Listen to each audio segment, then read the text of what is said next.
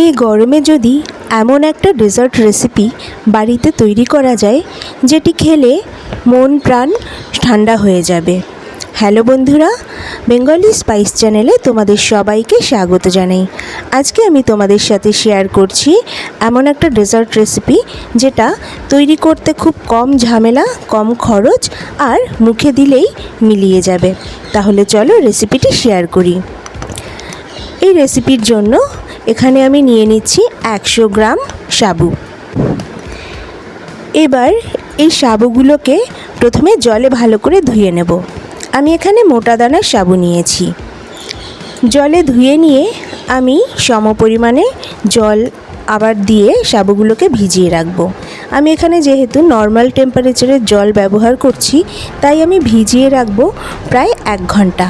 আর তোমরা যদি গরম জল ব্যবহার করো তাহলে 10 থেকে 15 মিনিট ভিজিয়ে রাখলেই চলবে। দেখো 1 ঘন্টা পর সাবুগুলো কতটা ফুলে গেছে। এবার দেখো সাবুগুলো কতটা নরম হয়ে গেছে। আমি এবার এই সাবুদানাগুলোকে মিক্সিতে পেস্ট করে নেব।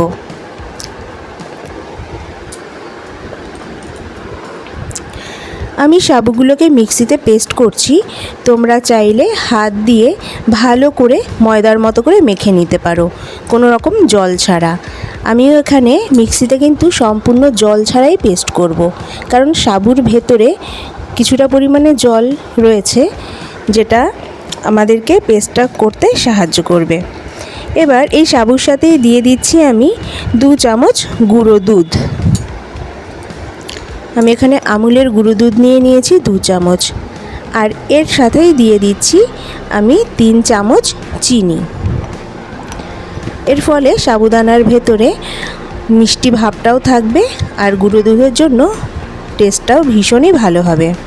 আর সবশেষে দিয়ে দিচ্ছি 1 চিমটে নুন। যে কোনো মিষ্টির রেসিপিতে সামান্য একটু নুন মেশালে মিষ্টির স্বাদটা ভালো হয়। দেখো কত সুন্দর, কত সফটভাবে পেস্ট হয়েছে, পুরো মাখনের মতো লাগছে। এবার এটাকে কিছুক্ষণ রেস্টে রেখে দেব। 10 মিনিট পর আমি হাতে এরকম করে ঘি লাগিয়ে নিচ্ছি। এবার আমি রসমালাইয়ের বলগুলো তৈরি করে নেব। এতক্ষণে নিশ্চয়ই বুঝতে পেরেছো আমি এখানে তৈরি করছি সাবুদানার রসমালাই রেসিপি। তো আমি পরিমাণ মতো সাবুদানার পেস্ট নিয়ে এখানে গোল গোল বল আকারে তৈরি করে নিচ্ছি। ঠিক এরকম সাইজের বলগুলো আমি তৈরি করে নিচ্ছি। রেসিপিটি যদি ভালো লাগে লাইক, কমেন্ট, শেয়ার করো। সাবস্ক্রাইব করে চ্যানেলের পাশে থেকো।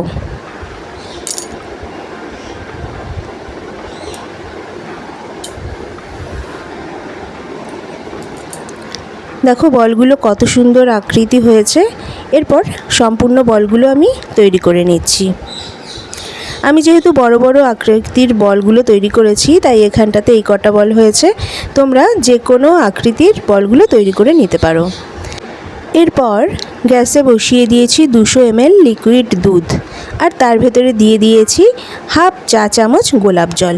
এতে রসমালাই থেকে গন্ধটা ভীষণই সুন্দর বের হবে।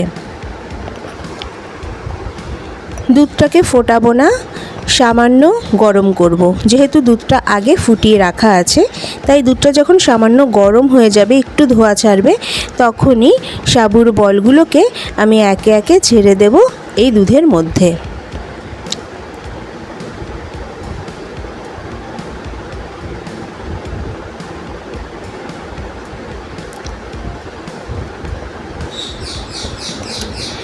সাবুর বলগুলোকে দিয়ে প্রথম অবস্থাতেই কিন্তু হাতা বা খুন্তি দিয়ে নাড়াতে যাবে না।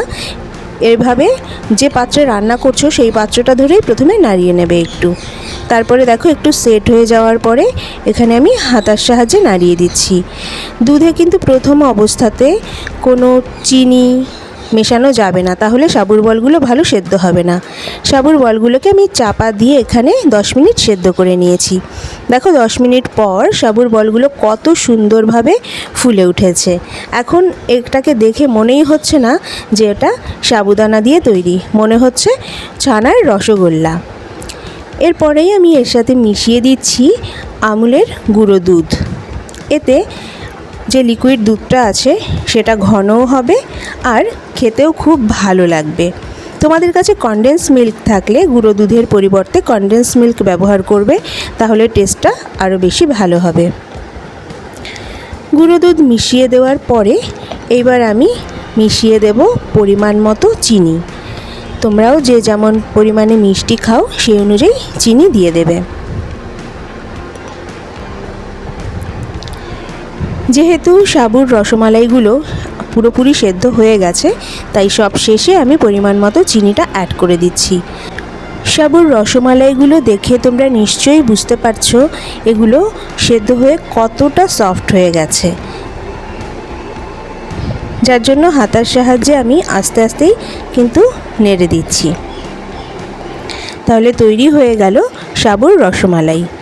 এবার আমি একটা বাটিতে ঢেলে নিচ্ছি কিছুটা পরিমাণে রসমালাই আর ওপর থেকে পেস্তা দিয়ে সাজিয়ে দিচ্ছি।